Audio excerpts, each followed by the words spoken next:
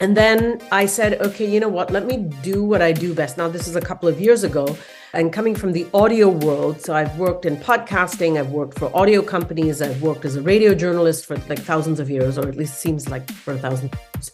So I said, let me put together a narrative fiction series. And that's what I did. I found a musician who fell in love with the story, worked with him. He developed the soundtrack, cast the characters, developed this audio drama, and it's fantastic. I released that year before last, and that's sort of doing very well. That got picked up by a company called Spoken Layer. We are working on season 2, which we will release in the fall. So that story is moving along. Meantime, I said, okay, I've done an audio script. Let me write a screenplay. So I wrote the screenplay, refined, decided to enter that into a few contests. It reached finalist place, in the script to comic contest. Had it placed as the absolute winner. The prize was to turn it into a graphic novel. So essentially what I've ended up with is an award-winning screenplay, a long-form book manuscript, and a graphic novel manuscript as well. And none of those have been produced/published at this point. And I'm going a little bit slow because of all these things that I've mentioned. Some of those projects I might just do myself, especially since this is part of a series, and it's actually part 1 of a series. So the advice I have been given is do not waste your time going with a publisher, traditional, indie, or anything else. This is one you've got to control yourself.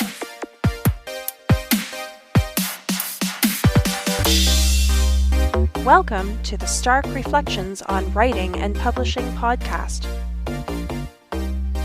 There has never been a better time for writers. More information, options, and opportunities are available to you, but navigating these requires insight. Join Mark Leslie Lefebvre as he draws upon more than a quarter-century of experience as a writer, a bookseller, and a trusted book industry consultant to explore and reflect on the writing and publishing landscape to help you make informed choices on your writer journey.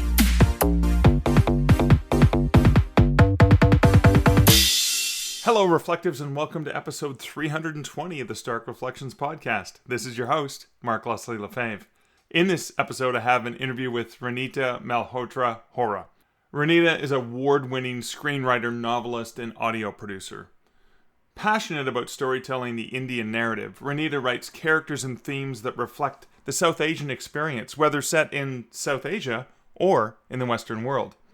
We talk about her writing, her podcasts, diversity, her experimentation with leveraging multiple aspects of her creative IP as a writer, and so much more. And that's all coming up later in this podcast. First, let's hear a word about this episode's sponsor. This episode is sponsored by SciFidea, a dynamic and exciting new science fiction website, and the Dyson Sphere Science Fiction Writing Contest, which you still have 1 week to enter. Now, SciFidea is a sci-fi brand launched in Singapore. Founder Tang Feng and chief editor Lin Sun aim to encourage and develop science fiction literature and to help authors monetize their works. SciFidea was born out of both a strong enthusiasm for science fiction and a deep understanding of the industry. This new and exciting platform is a science fiction website and community for all science fiction lovers. At present, it features 50 high-quality books a year, and the platform offers a sleek and user-friendly app design, along with a helpful AI assistant and comprehensive business development plans. But that's where the Dyson Sphere Writing Contest comes in, and where you, dear listener, have an opportunity to be a part of it. This free writing contest is open to authors from all around the world.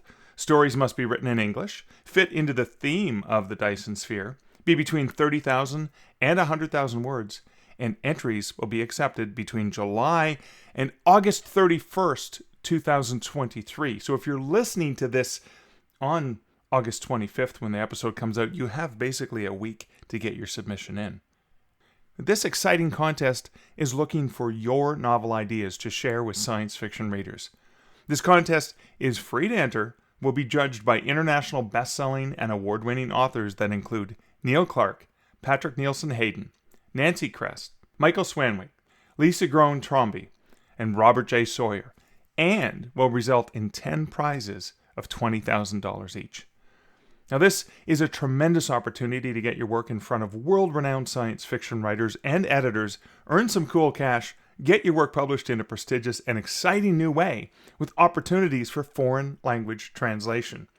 And you can check out this opportunity over at contest.scifiidea.org and scifiidea.org. That's SCIFIDEA.org.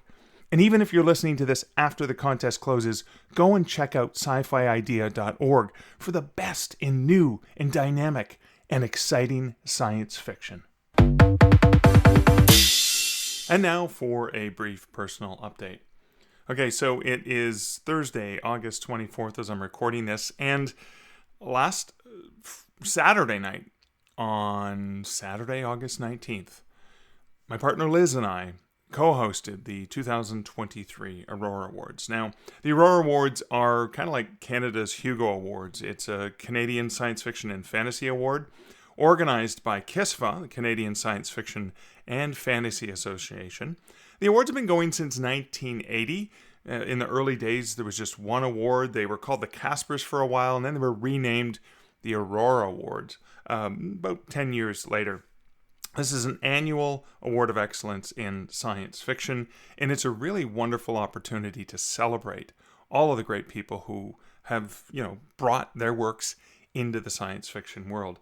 Now, this is the third time that I've co-hosted. This is the third time I've hosted, I should say, and the second time I've co-hosted the awards with Liz. And the awards were previously held in person during the pandemic. In, I guess 2020 was when I hosted them virtually. That was when they had to take them virtually. Now, when they were hosted, they were often hosted at a science fiction convention held somewhere in Canada, and it would move between the West Coast and the East Coast or Central or whatever, move to a different location every year. And I think I was only witness to the Aurora Awards at maybe 3 different events in my lifetime, and one of which I had actually been nominated for short story many years back. I think this was in Ottawa in the 90s, but they were always held in person, and so not everyone could be there. If you happened to be at the convention where the science fiction awards were taking place, then you could accept the award in person. But if you weren't, then someone, would just say, I accept this on their behalf. But ever since we migrated them over to a virtual award ceremony, which we did in 2020 for obvious pandemic-related reasons, it was great because we could use StreamYard to broadcast this live to YouTube, Facebook, other platforms, etc. And the people accepting the awards, they could be in the sort of the virtual green room in the back, and then the winner could be brought onto the virtual stage to accept live. Now, it's not the same, of course, as handing an award to someone, and we had the envelopes, mailed to us, and they were still sealed until the live broadcast when we actually opened them live. And then people, the acceptees were there to accept them. During the award ceremony, of course, there's also the Hall of Fame inductees, sort of like a Lifetime Achievement Award, and we get the great opportunity to help induct folks into the Hall of Fame and celebrate the incredible dynamic and lifelong contributions that they've given to Canadian speculative works. And so this is kind of a fun thing. I think next year I'm going to try some sort of combination. Apparently, one of the organizers, Cliff of the Aurora Awards, has sort of said, okay, you're the official host from now on. And so they want to do them mostly virtual because more people can be involved, right, no matter where they are. And then there's a recording of it, which there were previously never any recordings of it. But next year, they're looking at doing it in person again at When Words Collide in Calgary, Alberta in August, because it lands around the same time. And I'm going to be there, as I quite love that conference. I love going there at Calgary, great people that I get to hang out there. But maybe we'll do a combination of a live event with a live audience, but also to be able to broadcast it. So if there are nominees who are up for awards who are in the audience, great, they could be handed the award in person. But then those who happen to not be in Calgary during the award ceremony can still accept the award. So it's the best of both worlds. And I love how we can leverage technology in this way to be more inclusive and to allow people to participate no matter what their geography. I remember Swati Chapta was nominated for an award, and she was, I guess during the pandemic, she had traveled to visit family in India, and she was stuck there, and so she was still able to attend virtually, despite the geographic the time differences and everything like that. So again, I love this opportunity of leveraging digital for that opportunity. And then the other neat thing was, Liz loves doing videos. She loves producing videos, and we've done stuff with her school. Before she had a vice principal, I was the co-host on a morning program she ran, which was just for the teachers at the school, sort of a team building daily 15-minute show that we did prior to the workday every day. And Liz and I had a fun shtick that we ended up doing, and we did themes and stuff like that. So Liz is really big on themes and stuff. So we did a theme. The theme this year actually was retro. That was suggested by Cliff. So a lot of the people who presented the categories for awards, like best short story, best song, poem, best young adult novel, etc., etc., etc. We had different people, previous winners of the awards, present. So I recorded those in advance. Liz edited everything together, and of course we showcase and show a picture of the book that's being nominated, the author or writer or whoever was being nominated, and then of course they get to accept live if they're in the audience. If not, we accept on their behalf. But we put all that together with music and visuals and all kinds of dynamic stuff. The sky, the background is the Aurora Borealis, of course, for obvious reasons. And of course, like in any decent award program, Liz and I came up with, we should do an opening shtick. And so the opening last year, when we did it in 2022, was the shtick was pretending that I was asked last minute to host because the originally slated host, Ryan Reynolds, was unable to do it. He had a last-minute emergency, and so I had to step in at the last minute and host, and I had to convince Liz to co-host it with me. So there was a little bit of a visual shtick there. And then so this year, the shtick was, we cut to the end of last year's ceremony, and Liz goes, "Oh my God, I wasn't very comfortable. I don't know science fiction very well." And then Cliff says, "Oh, don't worry about it. We got a different Ryan. We got Ryan Gosling's going to do it in 2023, so you guys are fine." And then, of course, at the last minute, it flashes forward to the day before. And Cliff says, Ryan can't do it, the writer's strike, etc. He's not able to do it. Are you able to do it again? Can you get Liz? And so I have 24 hours to train Liz in everything science fiction. And so that's the shtick we did. Now, I'll include a link to just the opening bit as well as the full hour-and-a-half ceremony if you want to see it. But that is just sort of a fun thing to do because it is true. Liz doesn't really read a lot of science fiction, so even, the concept of the difference between science fiction and fantasy and stuff like that is, Dune is science fiction and Lord of the Rings is fantasy, for example. So just, illustrating those basic things, even though she is familiar with those properties, the concept of science fiction fantasy, to somebody who's not a fan, of course, is potentially not necessarily clear. But in any case, doing that thing that you love, doing that thing that you enjoy with someone that you love and admire and respect is just so much better. Getting to host the awards is an honor and a pure joy, but getting to do them with Liz brings that up 1,000-fold and is just so fun and exciting. But on the flip side of that, it was also exhausting. We had a lot of things to record ahead of time. So I was coordinating with the nominees, and I was coordinating with the presenters, the various presenters, and even coordinating with the inductees into the Hall of Fame to make sure that I recorded and got all the raw footage of all the, all those bits of the introducing the segments and the awards and what the award's about and who the nominees were. And then, of course, the induction into the Hall of Fame. And then Liz had to do the endless work of editing all those videos together and putting the visuals and the music together.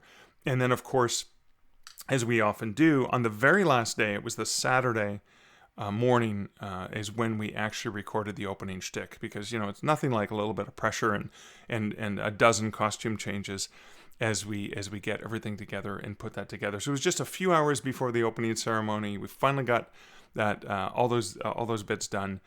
We hosted the ceremony. It went exceptionally well. We had a really fun time where at one point in time during the live broadcast, our cat Atticus was meowing really loudly, as he does, and it got picked up by the microphone. We're in separate rooms, but it got picked up on Liz's microphone, and I could hear it through the broadcast.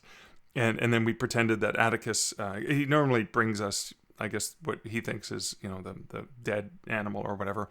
Anyways, Atticus was bringing us something, and we pretended that he was bringing us the ballots that we were just getting ready to unveil as part of the award ceremony. So that live shtick can work out really, really well, particularly when you're doing it with somebody that you trust. And that's one of the great things about ad-lib, improv, that sort of thing.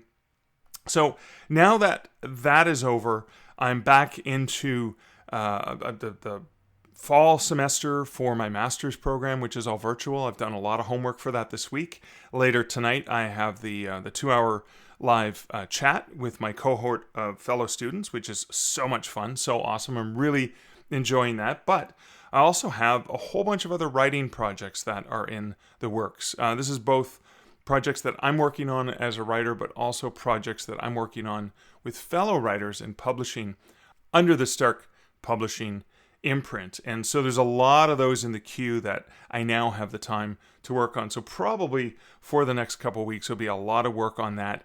And then I get back into my hardcore writing on fiction and nonfiction projects that, of course, I've had to put on the back burner. But that's it. That's it for the opening segment. I'm not going to go into comments because I went really long over time in my opening personal update. But now that this is done, why don't we get to the interview with Reenita?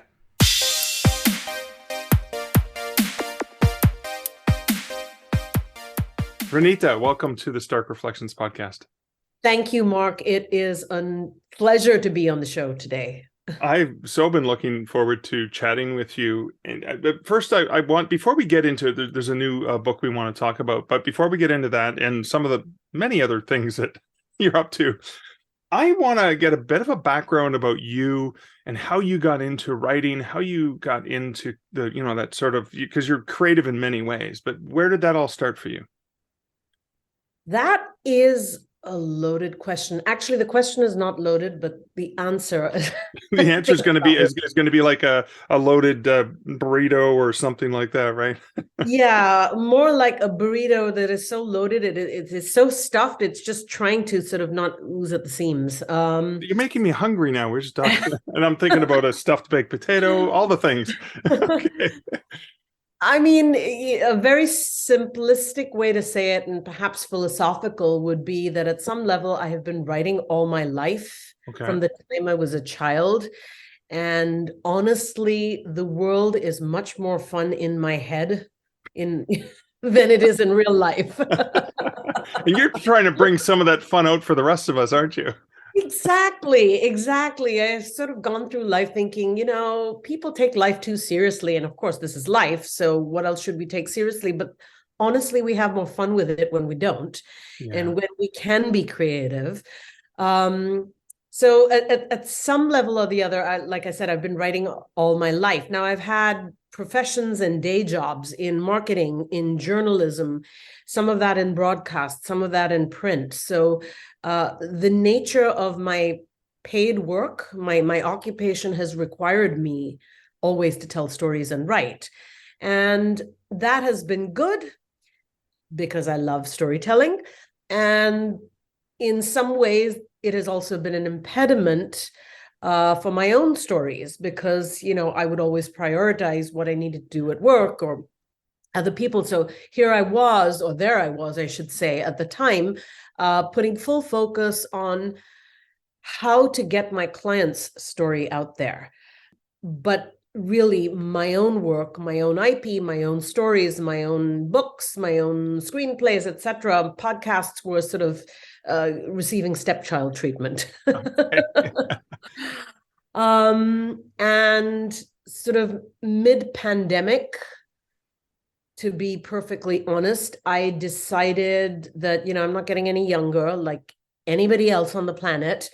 And I need to sort of take things in my own hands. So while I had already written and published several books and things, I decided to stop working in corporate America and focus fully on developing my own IP. And I use that term very strategically, or I should say intentionally, because my IP is books and is podcasts and is screenplays and sort of a few different things.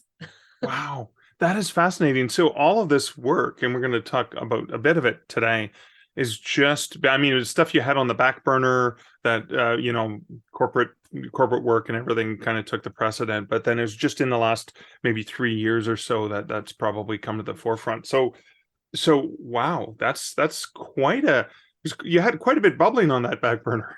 Yes, absolutely. I mean, I should say the books, the 8-9 books that you referred to did not happen in the last 3 years. Those have been happening in the last decade, I would say. So those were some of the projects you were releasing slowly over time. Correct. And so Operation Mom then, so when did that come out? Because I really want to dig into that one. Yes, absolutely. As do I. Thank you. Operation Mom's an interesting one because I actually wrote the book and published it with HarperCollins India. I would say in the region of 2011-ish. And that was right before the advent of the dating apps. And it was interesting because like the story is published in India, but now the dating apps world has just exploded sort of in the years following that.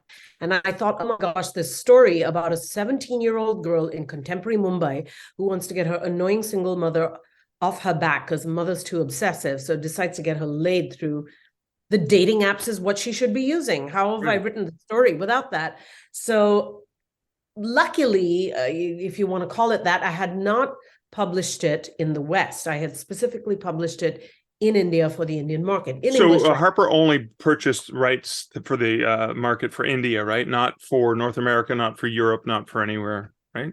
They purchased the rights for the entire world. And I, being the naive author, that was my first fiction book, said, oh yeah, of course, please take, and then began to realize how publishing companies work, and they don't necessarily market for you, and certainly in the other territories.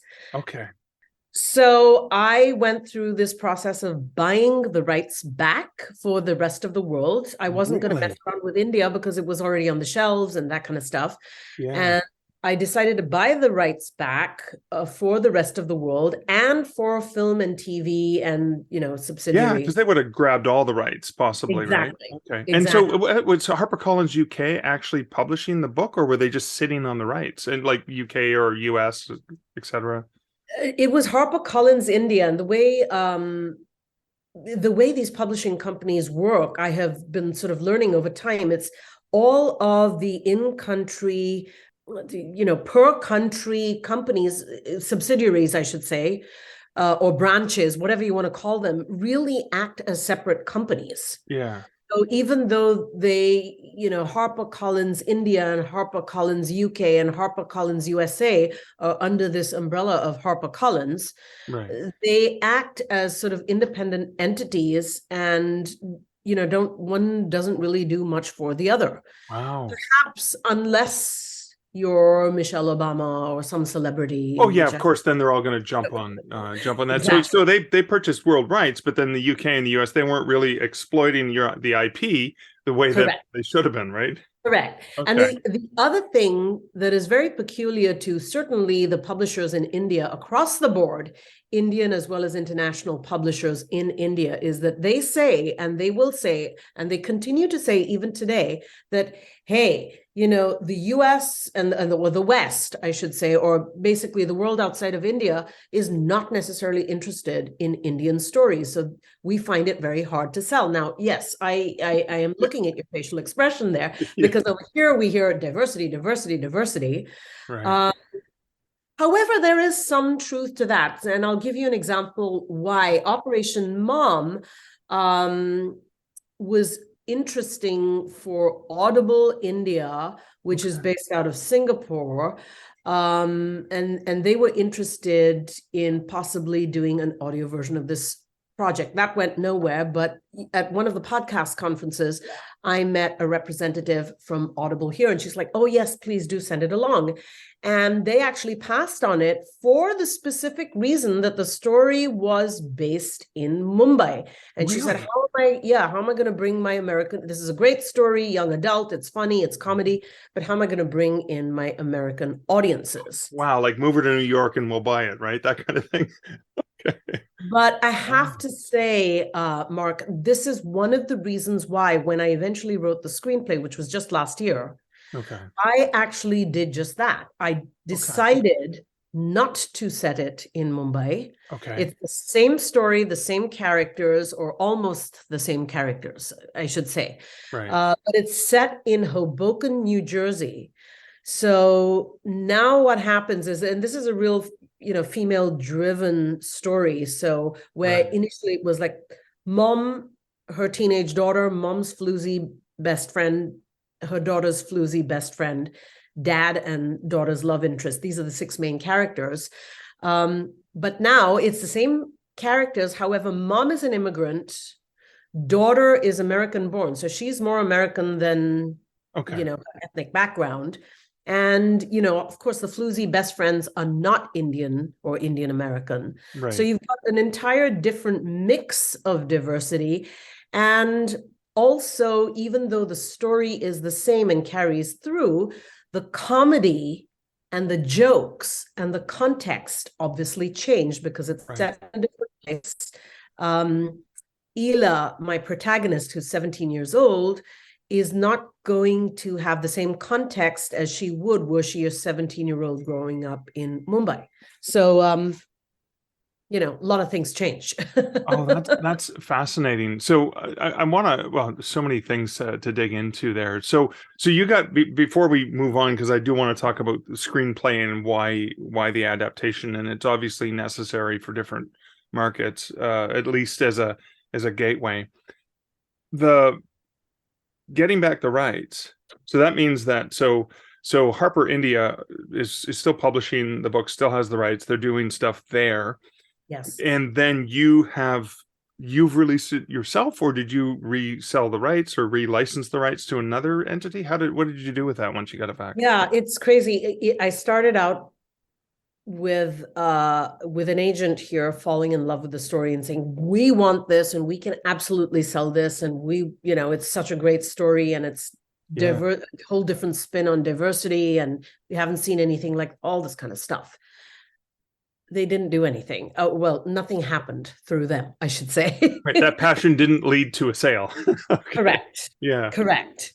So I ended up publishing it through a small boutique indie publisher called Gen Z Publishing. And, nothing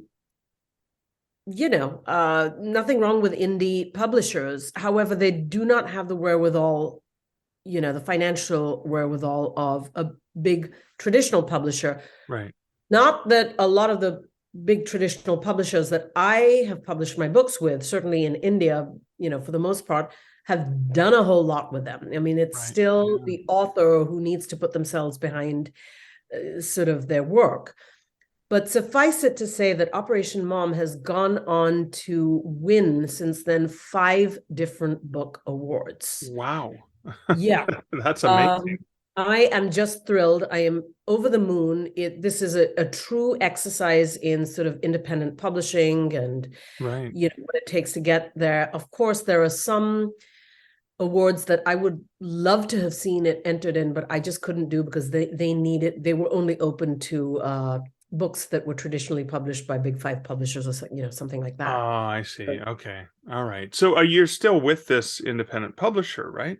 Yes, because the book was only released last year, so I'm definitely still with them. That's correct. Okay, but do they actually have distribution into bookstores like Harper India would have in Indian bookstores, or is this just more of a digital online game?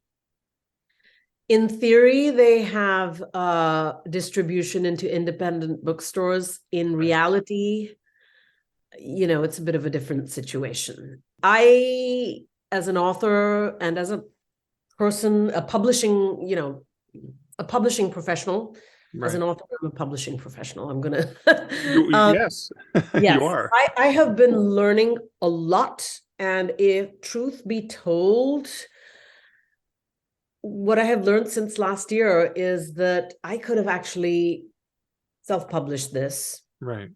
And for the amount of work that I need to put behind it to get it out there, in some ways, I have as good a shot, or maybe even arguably better a shot of getting it into awards, getting it into bookstores, reaching out to the library, is, Right. all of that, and certainly controlling sort of, that's the only way to say it, controlling how it looks and how it, not how it does, but, how it shows up on Amazon. Right. Which, Yeah, of course.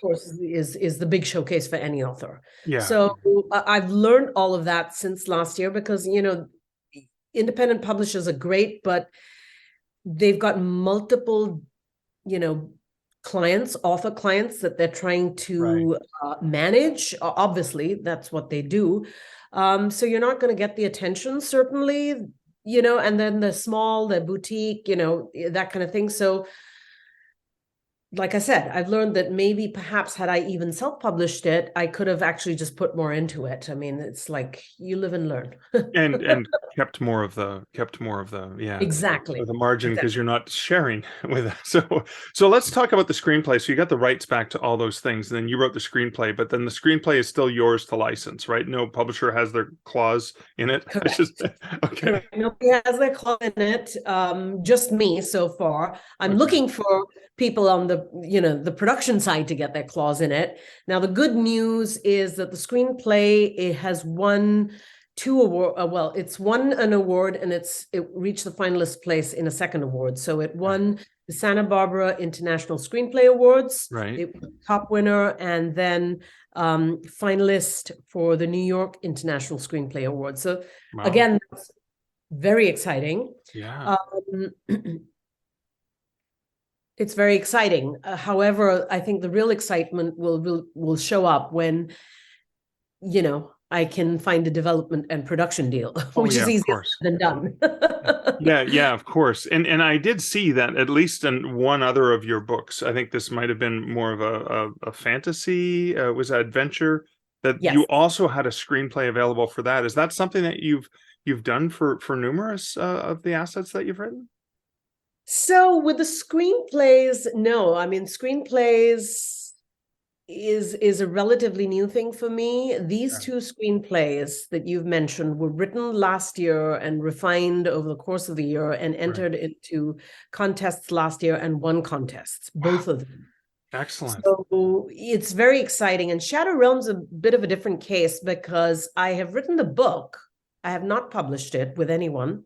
Oh. And then I entered, what I did was, because I got offers from a variety of publishers, but there was something that was just like stopping me. And I kind of put my finger on exactly what, Okay. But like I said, I've been learning along the way. Okay. And then I said, okay, you know what? Let me do what I do best. Now, this is a couple of years ago, and coming from the audio world. So I've worked in podcasting, I've worked for audio companies, I've worked as a radio journalist for like thousands of years, or at least seems like for thousands of years. So I said, let me put together a narrative fiction series. And that's what I did. Okay. I found a musician who fell in love with the story, worked with him. He developed a soundtrack, cast the characters, developed this audio drama, and it's fantastic. I released that year before last, and that's sort of doing very well. That got picked up by a company called Spoken Layer. We are working on season 2, which we will release in the fall. So that story is moving along. Meantime, book is still not published. Right. I've still held back on that because I don't know exactly who I should go with. Meantime, I said, okay, I've done an audio script. Let me write a screenplay. So I wrote the screenplay, refined, decided to enter that into a few contests. It reached finalist place, in the script to comic contest. Wow. Had it placed as the absolute winner. The prize was to turn it into a graphic novel.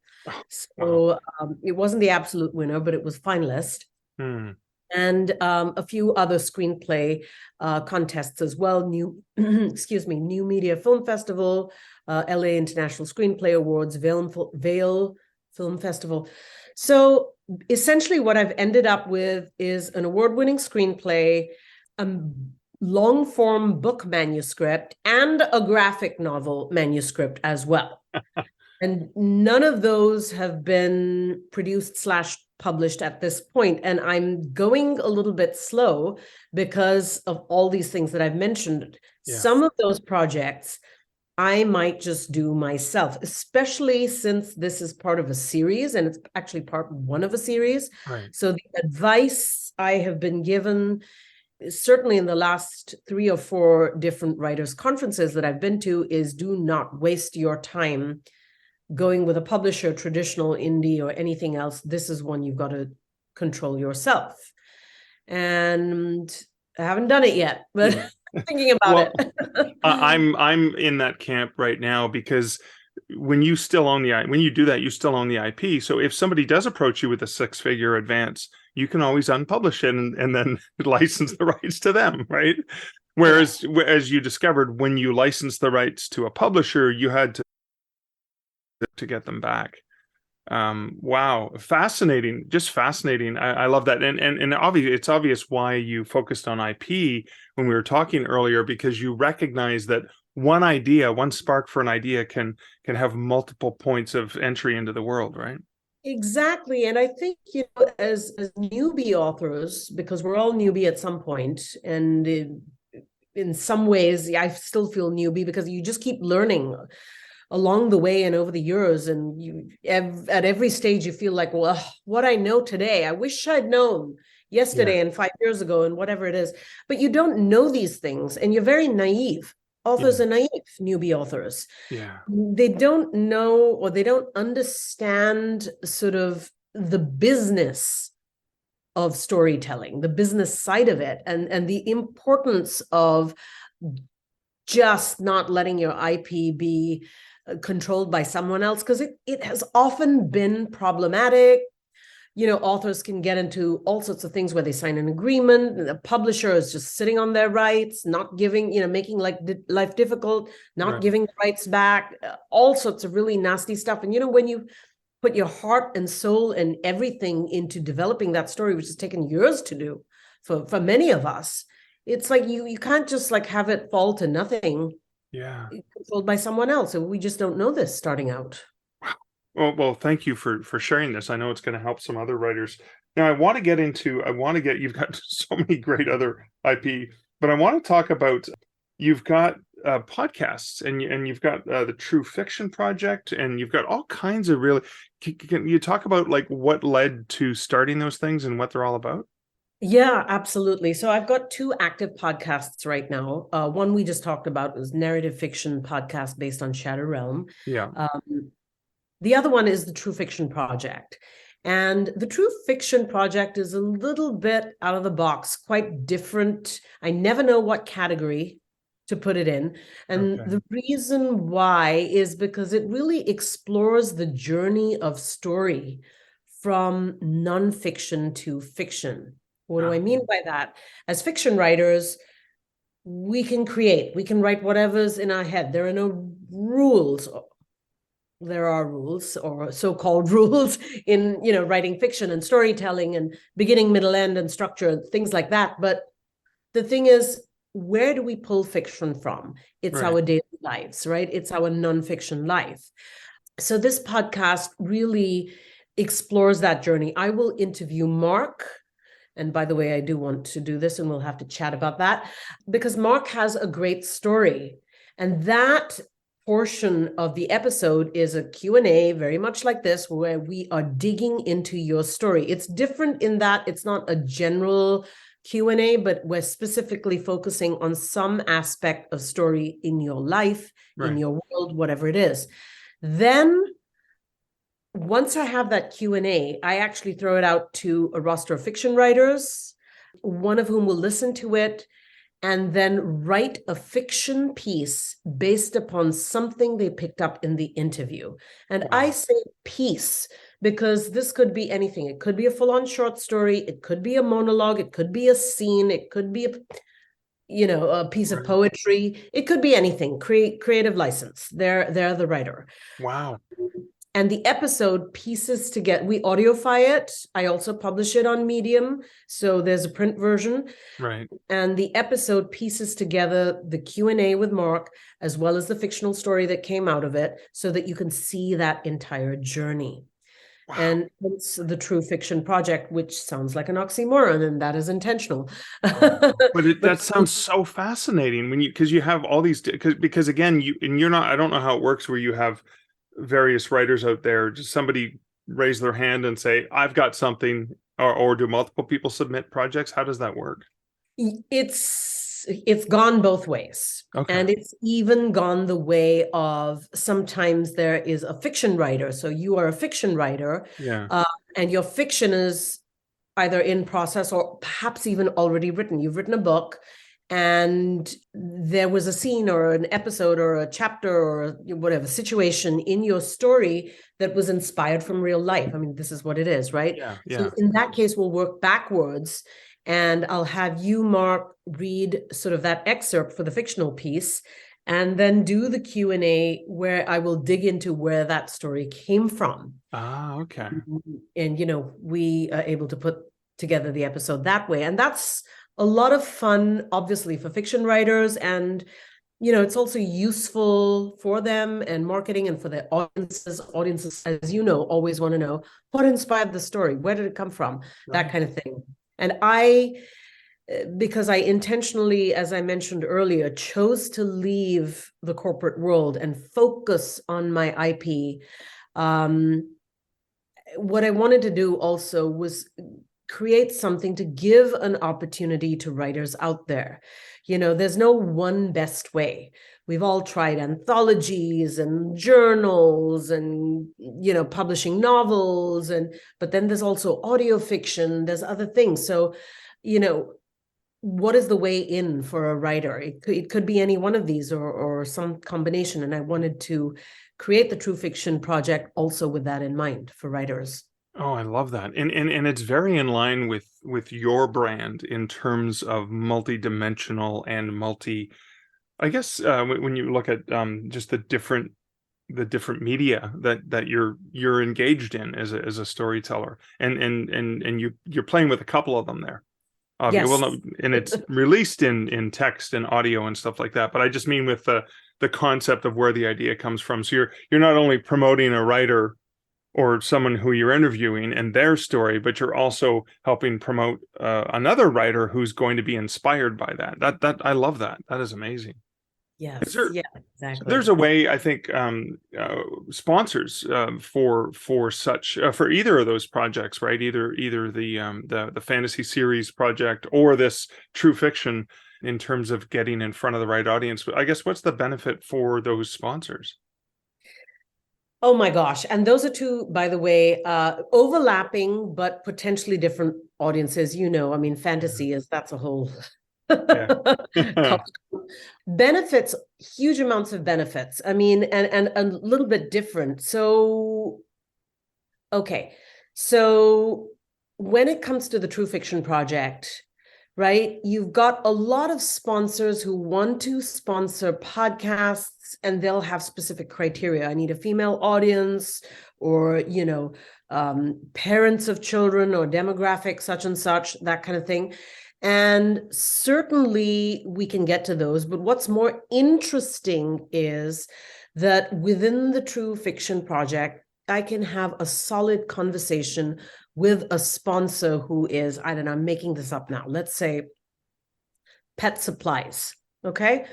And we can actually do an episode, 2 series, 3 series, depending upon, the level of the sponsorship, where we focus on content that is specifically of interest to the audience for that sponsor, right? Yeah. So now I'm going to talk, I've decided to choose Mark, the pet shop owner, Mark, the pet, whatever, the dog food manufacturer, Okay. so and so, who is the grooming salon, Fifth Avenue grooming salon for sort of poodles, whatever, whatever it might be. Yeah. Those are going to be my interviewees, Right. right, for the Q&A portion. And then the stories are going to come out of there. So, I mean, that is a very, very specific audience that I can tailor to. So benefits for sponsors. With a whole other example, Shadow Realm and the narrative fiction, fantasy fiction series, that's a little bit different because over here, you're talking about a boy, he's in San Francisco, and it's very much his world, his ordinary world is today's San Francisco. And the story references that, there are references to Amoeba Records and Rainbow Grocery. Those were not sponsors, but right. It's part of the story world. And then he falls into the mythology of ancient India, where he has to battle demons in order to learn how to deal with demons and antagonists in his own ordinary world, including his shadow self, biggest demon of the lot, right? So there are opportunities here for sponsors to come in. On one hand, it could be as simple as, okay, I want to target kids and family or fantasy fiction aficionados. That's so much simpler. But also, there is an opportunity for a sponsor to do some kind of paid placement collaboration. For example, if they're manufacturing a certain kind of hoodie, or they are manufacturing a certain kind of sneaker brand, then Arya, our protagonist, can absolutely be wearing that hoodie. Right. Okay. Those sneakers. And there is an opportunity to work that into the story because we're developing it. And we're developing season 2, we're developing season 3, it's in development. So there is a huge opportunity for sponsors to really take that entire season and get something very, very solid out of it. Wow, that is amazing.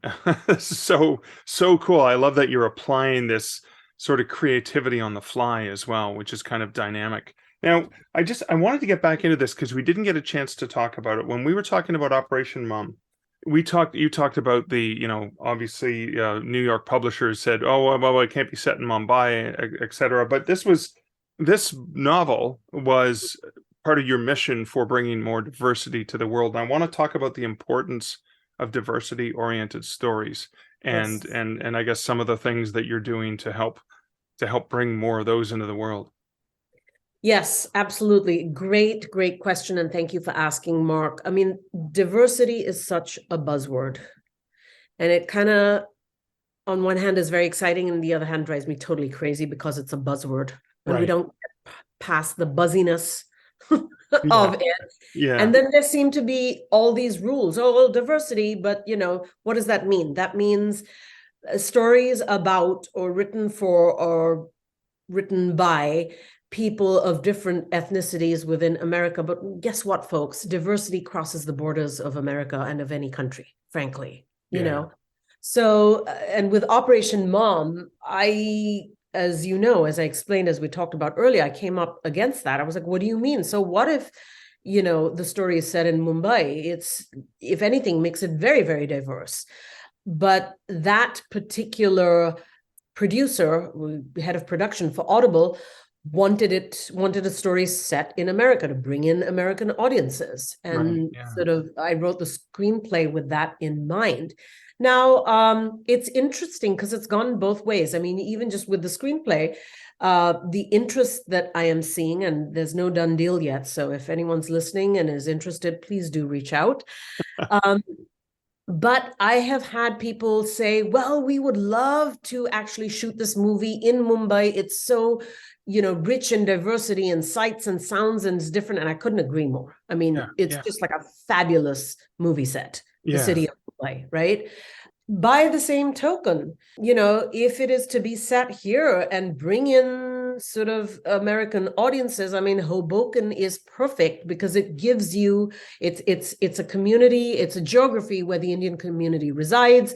There is movement into New York City and, up to Queens, to Jackson Heights, where you see a lot of that buzzy Indian population hangout life activity happening. I wouldn't say exactly the same as Mumbai, but shades of similarity, which you certainly don't see, for example, in LA or, mid-country. So it does show you, it gives you a very, very solid window into the Indian American community. And that's one aspect. I mean, there's so, diversity as a topic is so diverse in and unto itself. Right. Here in the US, especially, and maybe anywhere outside of India, there are preconceived notions about the Indian American, or sort of the South Asian, I should say, ethnic South Asian community, what they want, what they like, who they are as people. Yeah. Everybody equates South Asia with stories about weddings and South Asian weddings. And there's nothing wrong with stories about South Asian weddings. Right. They're great. I love them. We all do. But I am so sick of them. Right. We have so many more stories to tell, Yeah. And I've seen some shows on Netflix recently, all of them about South Asian weddings. And it's just a series of outfit changes. One outfit changes, the next. Lovely outfits. But there is so much more that we have to bring to the world. Right. Operation Mom, what I really did was take these tropes and turn them upside down. So yes, you've got the obsessive mother. She's obsessive about her daughter. That's okay. If you see, I'm on a UCLA parents chat, and the South Asian parents chat, they are, it is ripe for comedy and material. Yeah. Of course. But there is a whole double standard. And, people will say, oh, but how could she be obsessive, but also kind of floozy and have this, not floozy herself, but have this floozy best friend? And you have no idea about the double standards that exist. And this is what needs to get out. Things like this that people don't know. That is diversity. Not having a stereotypical impression or understanding of any ethnic group, It's just with any ethnic group, right? It's like, it's not all about burritos and nachos. I mean, it's just, that sounds, so naive. Right. I say that, and it is, and in the same way. So as a South Asian storyteller, what I say is I am passionate about bringing the South Asian experiences to audiences, whether those are experiences within the borders of South Asia or outside, but still the South Asian story experience. And I love that. Going back to the mother character, yes, is the stereotypical overbearing mother and meddling and stuff like that. And yet the mother is also multitudes. She has various different friends. She has different things. She's not just a mother. She's not just focused on meddling in her daughter's life, which is a lot of comedy from what I've seen anyways. I love that recognition of bringing that multiplicity into the characters in the story. So yeah, you're going to get some of the style, some of the richness that you get from that culture that you would see in Mumbai, even if it's transplanted into parts of America. But I just love that. Yeah, absolutely. And just to give you one more example, Mark, I mean, it's like for an Indian mother. And this is very double standard. And I will, on one hand, they want to be conservative and, oh, no, you can't have a sleepover and, sex is a bad thing. But on the other hand, if there is a good-looking, well-established young man in sight, she will push her daughter there. That is a double standard. Yeah, exactly. Yeah, but he's rich and good-looking. That doesn't matter. Nothing else. Everything's out the window. That's funny. Now, oh man, so much to get into. I guess sort of as we start to wrap up now, you in your biography, you described that your experiences were akin to a street food in Mumbai. Could you just share a little bit about what that street food is and your experiences and how you came to that conclusion? Absolutely, Mark. It ties right into what we were talking about. Bhel Puri is street food. And Bhel Puri is very Bombay. Mumbai used to be Bombay. In my head, it still is. And in our heads, I speak for many people. We left before it was changed back or changed to Mumbai. There's arguments about that. But Bhel Puri is nothing but a mix of a little bit of this, a little bit of that, a little bit of this, a little bit of that, literally thrown in and hand tossed with unhygienic, sweaty hands. Well, that's where you get some of the flavor from, right? Exactly, exactly. But we live off of this. I mean, even today, having lived here in the United States for 35 years and being the mother of two South Asian kids, adult kids, well, they're supposed to be adult, but then they're kind of halfway. I hear you. I will go back and I will make a beeline for the Bhel Puri wala on the street corner before I do anything else. I will not allow my American kids to do that because they do not have that inbuilt immunity. And I have, over the years, driven my own mother crazy because she's like, oh, no, you're foreign now. You can't deal with it. And I'm like, I'm going to the Bhel Puri wala. That's it. Yeah, yeah. What I'm trying to say is that is a metaphor for diversity. It is a diverse mix of things that results in a product that is uniquely Bombay, Mumbai. And it's interesting because if you travel to chaat houses all over India, chaat is kind of street food of different Indian places, if you will. Bhel Puri is often referred to on the menu as Bombay Bhel or Mumbai Bhel Puri. It's specifically a Mumbai thing. Right. And it is a mix of different things. Mumbai, like New York City, is a mix of different people and ethnicities from all over India. The immigrants from everywhere else came to Mumbai to sort of make their mark. And that really is what defines me. Ethnically, I'm from North India. I'm Punjabi. But I identify as a Mumbai person above anything else. Yeah. And Bhel Puri and the diversity of all of that is the perfect metaphor. Oh, that's great. And we started off with food. We're ending with food. You're making me really hungry. So I'm hoping you can come back on the podcast because I think we have lots more to chat about. But for my listeners, can you please let my listeners know where they can find out more about you online? Absolutely. Well, I have a website, www.reenita.com. That's my name, REENITA.com. And that will lead you to pretty much everything. My socials, and they're all there, TikTok, Instagram, Facebook. I won't go into them now because you can see them all on my website. My books, I am very active with my audiences, my readers through my newsletter program. So please do sign up for my newsletter. It's on the front page of my website, and I will be sending you sort of bonus content right off the bat, if you do.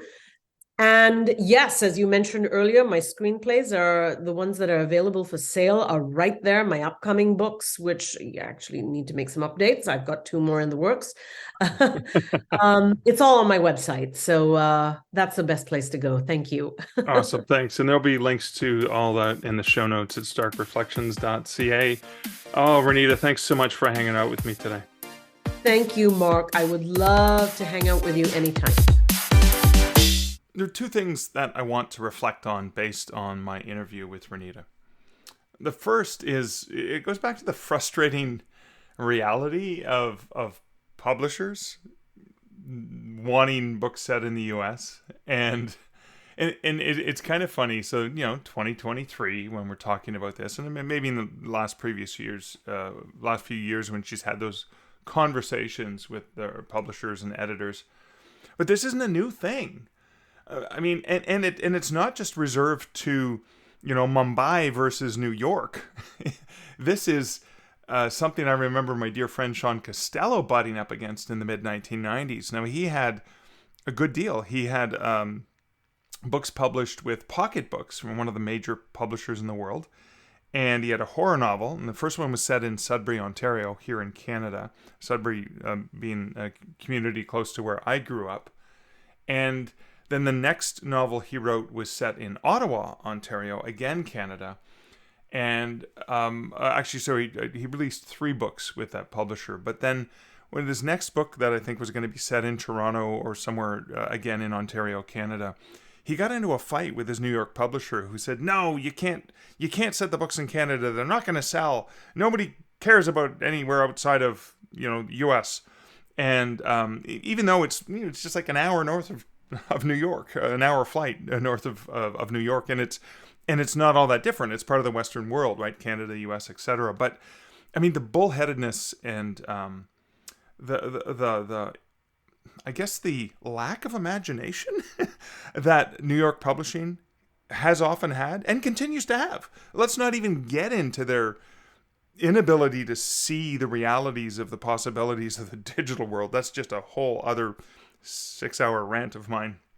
But this was the mid-1990s. Sean ended up quitting, leaving that publisher, and then ended up his very next book. I actually went to a book signing of his in Sudbury and saw that he had been self-publishing. And he had done this, 2 years prior to me self-publishing my first book in 2004. So he was even more of a pioneer. Although ironically, I've been his digital mentor in terms of his digital publishing. But it's just so interesting that, that the same bullheadedness and inability for a publisher to see beyond a very narrow spectrum, that still exists. But you as a creator, you as a writer, like Reenita, can see beyond that, can see the possibilities, the globe, not just a single U.S. market.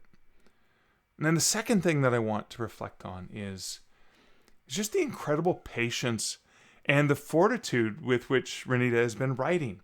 The way she's been creating different styles of assets and outlets for her creative work, and leveraging those elements of her IP in so many different and unique ways. She's learning, she's experimenting, but she's also taking the time and taking her time and doing it in a very planned out way. She's thinking long term. She's exploring ideas, concepts, experimenting with new formats and new platforms. So I'd like you to think about your own writing, your own creative projects. Are you purposely boxing yourself in the way of those big publishers? Or are you thinking about or looking at it in different ways? Are you open to exploring it in different ways? Are you opening to removing the blinders that we sometimes put on ourselves? Have you explored different formats, different outlets, different ways and methods of communicating these stories that you're so passionate about sharing? What formats, what styles, what platforms have you tried? Which ones haven't you tried? I hope that you, like me, have taken some inspiration from listening to Reenita and learning a little bit about her own creative journey. And if you have any ideas that you'd love to share based on your inspiration, I'd love to hear about it. You can leave comments over for this episode at starkreflections.ca. You can at me at Twitter or xmarksthespot or Dead Parrot or whatever the heck Musk is calling the platform formerly known as Twitter. I'm at Mark Leslie. Reach out to me on social media. You can message me directly as well. But that is it for this episode. I do love hearing your reflections, your thoughts on things that you get to think about based on the awesome guests that I am so lucky that I get a chance to interview. But that is it for the reflection. That is it for this episode. As always, a huge thank you to those wonderful folks who support this podcast over at patreon.com/starkreflections, where for just $1 a month, you can get access to additional content, additional videos, additional content that I make available to my awesome patrons who support the podcast over at patreon.com/starkreflections. But you can also support the podcast. Well, you are supporting the podcast right now just by listening. So thank you so much for listening. If you want to do more, feel free to leave a review on wherever you listen to podcasts, or share this episode or any episode that you really enjoyed the podcast with someone that you think would find value in it. So, like I said, that's it for this episode. Until next week, and next episode. This is Mark Leslie Lefebvre wishing you great writing and good Stark Reflections. Thank you for listening to the Stark Reflections podcast. You can find show notes for each episode at starkreflections.ca.